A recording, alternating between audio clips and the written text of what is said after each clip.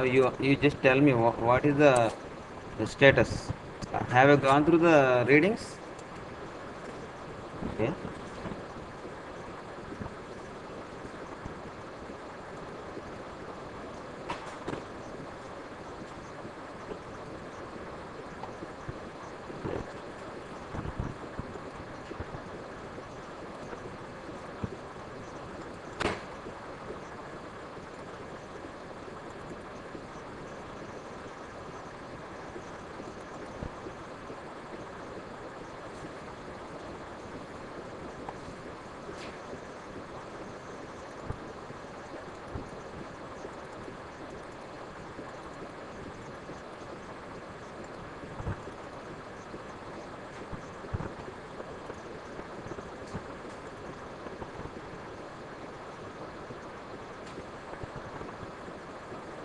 So today concept is inheritance. Okay. ఇప్పుడు కనిపించడం లేదా? అయితే ఎవరు జాయిన్ అయింది ఎవరు ఇప్పుడు? ఇంకొకరు జాయిన్ అయినట్టున్నారు. నువ్వు ఎగ్జిట్ అవ్వమ్మా నువ్వు ఒకసారి. అది సింగిల్ యూజర్కే స్క్రీన్ వస్తుంది. The okay, this entire discussion will be recorded, that will share. Okay. Yeah.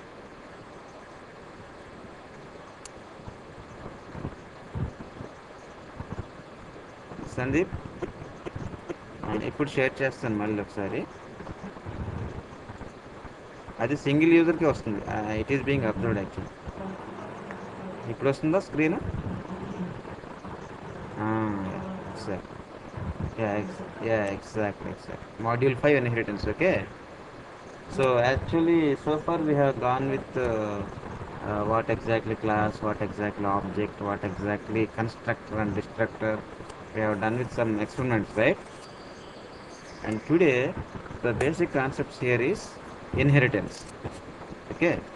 So if you can see, the learning objectives here today: understand the implementation of inheritance in C++, override the base class members. Override means what? We are just calling the same function with same arguments. Okay. So whatever the methods are available in the base class, that will be revoked in the derived class. Anyway, we will see what exactly base class was, what exactly derived class and all. Okay. Then access overridden base class members using the scope resolution operator.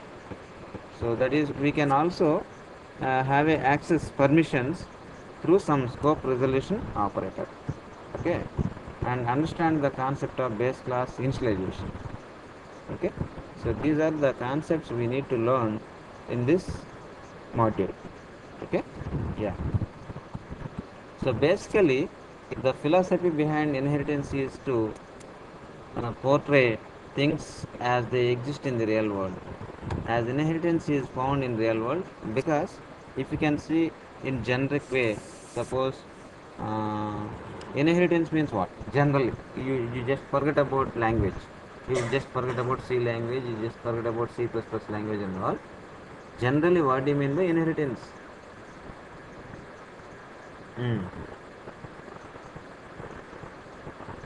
Yeah.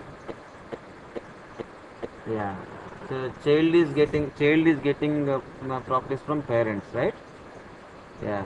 Probably all the most of the properties, 90% properties from the parents, and 10% from the four parents.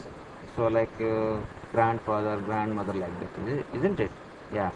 So here, in the same way, in our Woop's concepts, inheritance is one of the most important feature. Okay, it is one of the most important feature.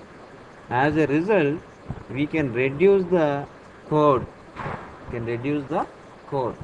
The ultimate aim of the software development is you should have a less LOC, that is, number of LOC should be minimum, and amount performance should be optimum, that is maximum. Okay, so that is the basic goal behind development of any software, right? So in this perspective, we should see which tool, which language will help us to meet those requirements. Okay. So yeah, if you can think of in this way, all the Woop's relevant languages will be very helpful for us to meet the standard and qualitative software requirement. Okay? Yeah. There are mainly four features of the OOPS concepts. Do remember? They are namely data abstraction, encapsulation. Okay, abstraction is one feature, encapsulation is one feature, abstraction is another feature, and inheritance is another feature, polymorphism is another feature. These are the four unique features available in the object oriented programming concepts. Okay, so apart from, broadly I can say, out of these four features we are going to getting the two objectives maximum. Okay, they are namely and security and reusability. Security and reusability. So through data abstraction we can achieve the security, right? Yeah. Through polymorphism, through inheritance, we can achieve the reusability. Yeah, that's all. That's about object-oriented programming for any language, not only C++, any other languages also. Okay. Now, did you understand? Yeah, you can just repeat what exactly we have discussed. Yeah. What are, yeah, yeah.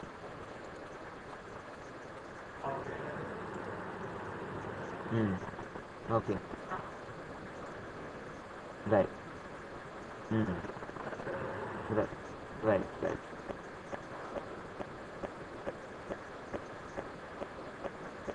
Exactly. Exactly. Right. Inherit. Exactly. Right. Right. Okay. I think you do understand clearly, right? And here if you can see, so for see, there is no nothing new in language to language except syntaxes. Okay, each language has its own syntax, rules and regulations. Okay, so in C++, any class can be base class. More than one class can be derived from a single base class, and derived class can be a base class to another if class D1 is inherited from the class D1. Then the syntax for the declaring class derived is, see if you can see the paragraph here, this paragraph. Any class can be base class as long as it is having some childs. Okay, as long as it is having childs. Okay, so when coming to the syntax of base class and derived class, suppose if I want to inherit a base class properties to child class, this is the syntax. You can see class D1 colon public D1. So here D1 is the derived class, derived class. See, D1 is the derived class. Okay, right? Then public B1. So it is inherited from B1. B1 means base class. D1 is derived class. So this is the syntax here. Maybe Java it might be different. Okay, you forget about Java right now. So just this is the syntax for inheriting a class from base class. That is, initially we are going to declare the derived class colon public B1. So in Java it can be extends, class D1 extends B1. So there is a separate keyword in the Java. Okay, yeah. Right now we need not discuss much about Java. Okay, just to see that class D1 it is new class which is derived from base class. So the symbol colon is makes sense here. Okay, symbol colon is makes, yeah. No, this is not scope only colon. This is single colon. You can see here only single colon. Okay, you do understand? Yeah, exactly. Then overriding base class members. As you know that class has data members and member functions, right?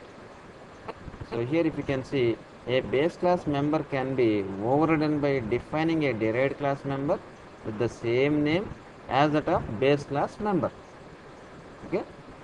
Suppose there is a derived class which has the same members, that can be override the base class members whenever required. Okay. So example here, if the function exists in both the derived class and base classes, then if the function is invoked from the object of the derived class, then the function is in derived class is executed. If the function is invoked from the object of the base class, then the base class member function is invoked. Okay, individual. Suppose if you are running the base class object, that would call the base class only. Okay, if you can run the same method in the derived class, it can run only derived class method only. Okay, so example here is inheritance example in real world. If we can take one example in banking system, manager, officers, clerk have some common and as well as special behavior. So if we can take car, okay. So let us take an example instead of bank. First of all, let us discuss very simple example. Then we'll switch over to bank example. Okay. So let us take a car. So here I am not mentioning any car type and car manufacturer and all. Okay. The generic name for vehicle. Vehicle is car. Let it be. Okay. Car has many instances. Car may be Hyundai car and car may be Maruti car may be Ford car, some other any other companies, right? So here car has some common properties. Car has some common properties. Just a minute, just a minute. Excuse me. Hello? Uh, yeah, tell me, Madhuri. Hmm.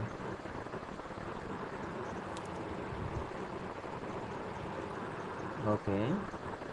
Sorry, I'll SMS you the number, then you can contact, okay? Yeah. Sandeep? So car has some common properties, right? So whatever the car it is, it has four wheels, right? So number of wheels for car is four, okay, right? And there must be a steering, there must be some common properties. So you can include all the common properties in base class. So whatever the other features in the different cars, that you can implement in the respective classes. So in this scenario, are we going to reduce the number of reputations or not? Suppose if I want to create 10 cars classes, so each class has its own properties. So it is being observed that 10 classes are having common properties, but it is being repeated in 10 classes. Yeah, that is the normal scenario. So out of that analogy, it is being observed that there is a lot of redundancy, isn't it? So that redundancy can be avoided by introducing this inheritance concept. So you got it now? So that is the strong reason why we are using inheritance in the program. Okay. So here are we reducing the LOC or not? Lines of code or not? So if we can put the common properties in one class, which can be called as a base class, and we can implement the respective individual classes, in that individual classes we can implement only a special features in addition to the common properties. So that we are going to reduce the code or not. So that is the common message out of this inheritance. Okay, you got the point now? Yeah. Now you just switch over to our task example. In a banking system, manager, officers, clerk have some common properties and as well as special behaviors, specific tasks or actions. The commonality is that they are all employees of bank. That is commonality, right? A generalized class, employee generalized class, could be used to represent the commonality among object classes. The generalization is often referred as a inheritance. Yeah. And the generalized class as a parent class. Inheritance is a means of specifying hierarchical relationship between object classes. Okay.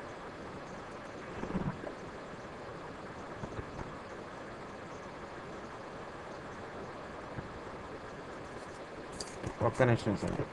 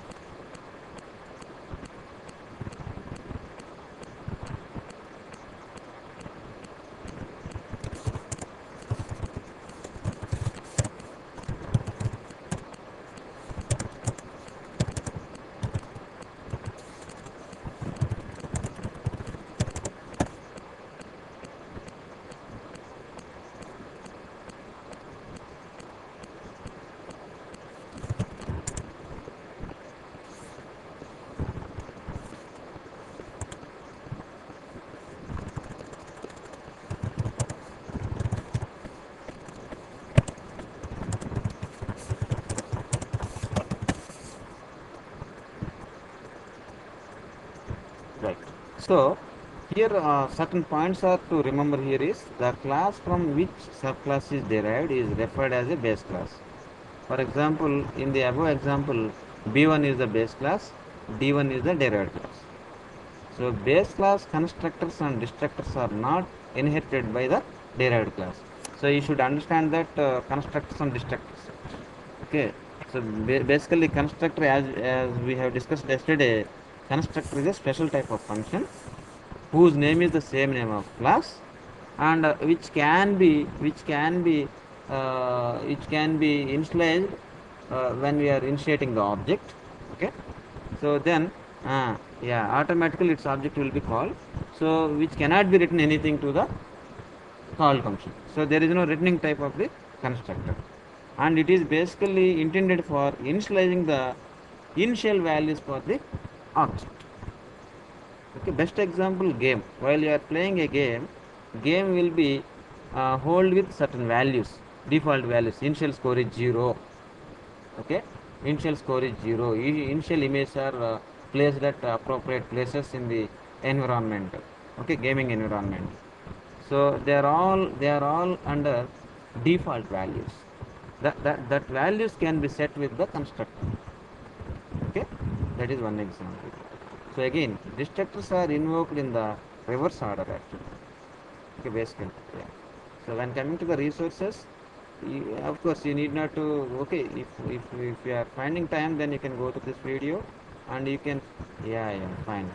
So PPT, which is having almost 80 slides, 79 slides or 84 slides. Yeah, you can also walk through it. There are many examples. Okay, that you can go through, and here you will be having certain examples in the web resources c++.com, right? And one more link is also available here. So when coming to the protected is also access specifier. About that you will be having this link, right? And when coming to the problem sets, the problem set A, you need to submit only Word document. Okay, draw an inheritance hierarchy for classes quadrilateral. So in this quadrilateral classes, trapezoid, parallelogram, rectangle, and square. Suppose draw an inheritance hierarchy for the classes quadrilateral, trapezoid, parallelogram, rectangle, and square. Use quadrilateral as a base class. Enduku? What is the reason? What is the reason for, behind using quadrilateral as a base class? Any idea? Because it has common properties of all other shapes here. Yeah, that was the reason. Okay, so it has common properties which are required for other objects here. That is trapezoid, parallelogram, and rectangle and square. That's why you are advised to use quadrilateral as a base class of the hierarchy. Make the hierarchy as deep as possible. So already you have seen yesterday certain diagram, dog, and in that dog we will be having separate different kinds of dogs. Okay, yeah, that you can see. So example of image for inheritance is given below. In this link you will be having some inheritance hierarchy. Okay, yeah. Then you can create quadrilateral dot. Then once after gone through that, you can prepare that document. In that document you can draw that hierarchy using symbols, insert symbols. Okay, yeah. Draw an inheritance hierarchy for classes, shapes. One more set, one more in this problem set. One more problem is you can take the shapes. Okay, you can take the shapes as a base class. Okay, shape is generic name, right? So we are not specifying particular shape. So this is one more example under inheritance. Shape can be a generic name. Under shape, circle can be one shape, square can be one shape, triangle can be one shape, and quadrilateral can be one shape. Okay. Use the shape as the base class for the hierarchy. Make the hierarchy as deep as possible. Okay. Then the diagram should include the state and behavior for each class. Refer the images given in the PA1. Okay, in that images you will be having, by referring that you can prepare the doc here. Okay, so you can name it as a PA2 underscore shape doc. So this is the first module. Okay, first task. When coming to the problem set B, so here you will be having, it's like a story, bank example story. Okay, so First of all, there are 6 points, six instructions are there for the problem set B. Okay, yeah. Here, account inheritance hierarchy. Create an inheritance hierarchy that a bank might use to present a customer's bank accounts. Okay, so this problem set is completely related to the bank. Okay, so if you can observe here, all the customers of the bank can deposit, that is credit money into their accounts, and withdraw, that is debit from the accounts. So there are majorly two operations. They can deposit money or they can withdraw money. Okay, and more specific type of accounts also exist. Maybe saving accounts, for instance, earn interest on the money they hold. Checking accounts, for instance, charge a fee for transaction. Okay, suppose today you are able to see that whenever you are having some transaction with the ATM, you will be charged unless it is your home bank.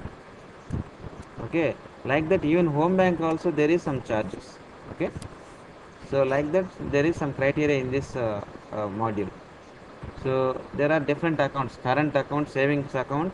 Okay, so in the savings account, what you will do is you are going to deposit the amount, which will give you the interest actually. It will give you the interest. And when coming to the current accounts, on the other hand, has overdraft, negative balance, facility to withdraw the money. In the current account, you will be having overdraft. That is, negative balance is also available with the money. Okay. So this is just a criteria of the normal bank activities. Okay. Now this is the scenario for the bank actually. This is the problem domain. You should understand. Then second point onwards, you will be given instructions what you need to do step by step. Okay.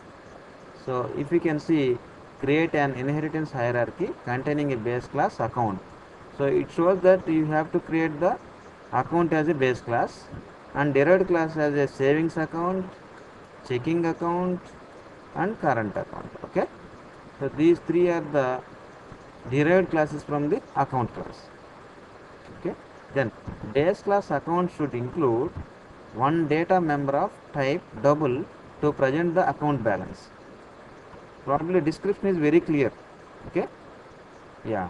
And the class should provide a constructor that receives an initial balance and uses it to initialize the data member. Okay. So account class has some constructor which should initialize the value, and it should have a one data member whose data type is double. Okay, the constructor should validate the initial balance to ensure that it is greater than or equal to 0. Okay, if not, the balance should be set to 0, 0. Okay, and the constructor should display an error message indicating that the initial balance was invalid. Okay, so these are the three conditions it has to check out. The class should provide three member functions. Which class? Account class. Account class should have three members. Member functions can be credit, should add an amount to the credit balance. So you can say credit. The member function, yeah, credit to, debit to, and yeah, debit should withdraw money from the account and ensure that the debit amount does not exceed the account balance. So that is common property. Suppose I am having 10,000 in account, I should not withdraw more than 10,000. Okay, that is ground base conditions. Okay, yeah, that you should understand and you have to implement such a way that. Okay, then if it does, the balance should be left unchanged and function should print the message debit amount exceeded account balance. It has to give some error message. Okay, then member function get balance should return the current balance. So totally there are three member functions and one member. Okay, so credit to, debit to, get balance. Instead of credit you can say deposit, instead of debit you can say withdraw, instead of, okay, you can say directly get balance. Show balance, instead of you can give the same member functions. When you are showing the end user, it can be user understandable notation you can give. Okay, internally you can give the same function names, but when coming to the end user perspective, it should be human understandable notation. Okay, then coming to the third point, derived class savings account should inherit the functionality of the account. So what happens then? So it is able to access all the data members in the base class along with the data members as well as member functions, right? Yeah, but also include data member of type double indicating the interest rate, okay, assigned to the account. Okay, here what he is saying is, but also include the data member. One more data member should be added to the savings account. What is that data member? Interest rate. Yeah, that should be added in the savings account. Is it clear? Is it clear? Yeah.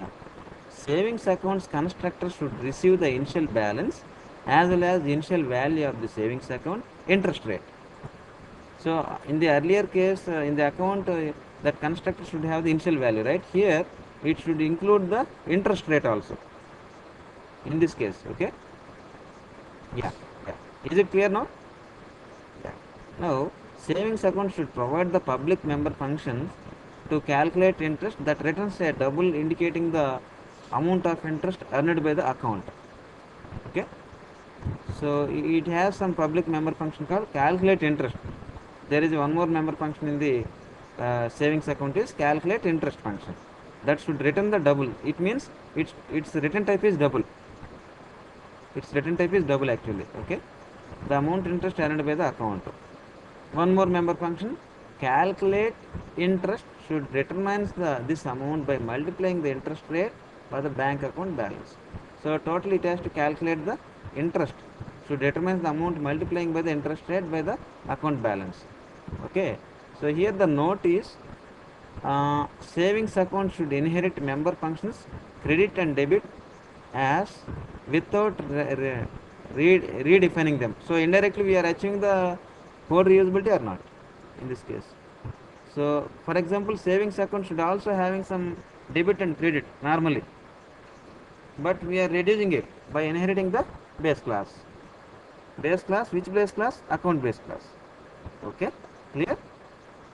Yeah, when coming to the fourth point, derived class checking account should inherit from the base class account and it include the additional data member of type double that represent the fee charged for transaction. So in the checking account, it should be charged some account. Okay, in the checking account in the sense which is related to transaction. Which is related to the transaction, right? Yeah. So checking accounts constructor should receive the initial balance as well as parameter indicating a fee amount, right? So did you understand this point? Checking accounts constructor should receive the initial balance initially. So as well as parameter indicating the fee amount. Okay. Then class checking, yeah. Any doubt in that? Yeah, yeah. So class checking account should redefine member function credit and debit so that they subtract the fee from the account balance whenever either transaction is performed successfully. Okay.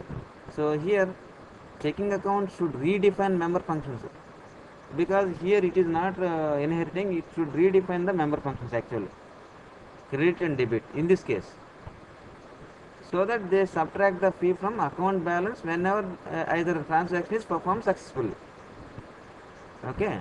Then checking accounts versions of these functions should invoke the base class account version to perform the updates on the account balance. So from the checking account, account balance should be updated. Okay. Yeah. Checking accounts debit function should charge a fee only if money is actually withdrawn. That is, debit amount does not exceed the account balance. Okay. So this is the functionality of one more function here, and here the hint is define accounts debit function so that it returns bool, that is bool value in the sense boolean value, that is true or false. Bool indicating whether the money was withdrawn or not. Okay. Then use the return value to determine whether the fee should be charged. So this is the hint for this particular instruction. Okay. Then derived class current account should inherit the functionality of account but also include data member of type double indicating maximum overdraft limit. This is the last one, current account. So in this derived class, current account should inherit the functionality of account, but also include the data member type double indicating maximum overdraft limit. We have to keep some overdraft limit. For example, suppose your balance is 0, maximum overdraft limit can be 10,000. Let it be 10,000 or 5,000. Okay, even beyond that, if someone is trying to withdraw from the current balance, current account, he will not be allowed. Yeah, that should be implemented in this number function.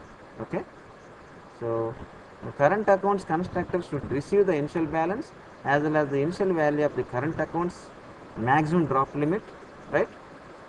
And which we are going to set actually, right? Yeah. Then current account should redefine account exceed the available balance, which gives the account in negative balance. Okay. So here the note is an overdraft occurs when withdrawal from the bank account exceeds the available balance, which gives the account in a negative balance actually. Okay, right? And okay, when coming to the point 6, after defining the classes in this hierarchy, write a test program that creates objects of each class and test their member functions. For example, add interest to the savings account. Okay, so you have to write a main program that is called test class.